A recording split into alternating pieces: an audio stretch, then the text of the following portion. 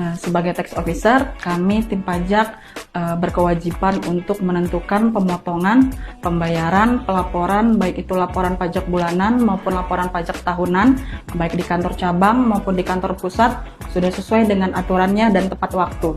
Saya juga buka aplikasi DP karena ada beberapa transaksi pajak yang harus membutuhkan approval dari saya. Kemudian saya juga buka server pajak, ada aplikasi e-faktur. Itu untuk menerbitkan faktur pajak. Biasanya kami tim pajak akan menyalakan server pajak itu dulu, baru nanti tim yang lain bisa menerbitkan pajak dari aplikasi tersebut. Sebenarnya kami di tax officer ini harus bisa bekerja secara tim dan juga memiliki pekerjaan masing-masing. Setiap harinya kami harus bisa menjawab pertanyaan ataupun pernyataan dari semua lini divisi, karena mau nggak mau pajak itu bersinggungan dengan semua lini divisi, baik itu yang berhubungan dengan customer maupun dengan vendor, dengan prinsipal, dengan dealer, bahkan komisi sales juga dikenain pajak loh.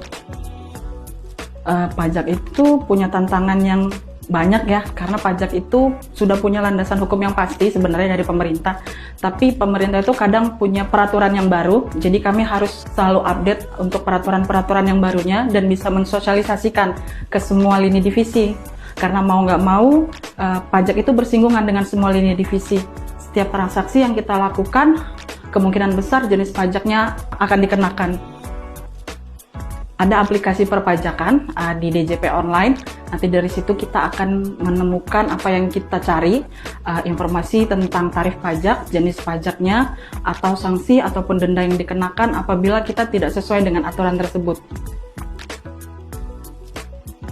Banyak orang itu tidak suka dengan pajak karena pasti mikirnya ribet, tapi kami berusaha untuk selalu mensosialisasikan bahwa pajak ini penting juga bagi perusahaan kita, penting juga untuk negara.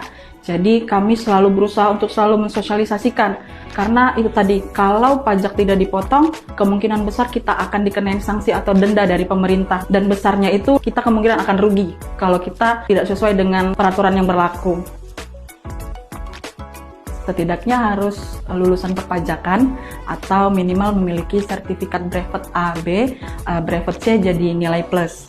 Kemudian harus mahir Excel, karena di Excel kita akan mengolah data dari apa yang kita catatkan di pembukuan kita harus sama dengan apa yang kita laporkan di aplikasi pajak. Karena yang sama belum tentu benar, yang tidak sama pasti ada yang salah.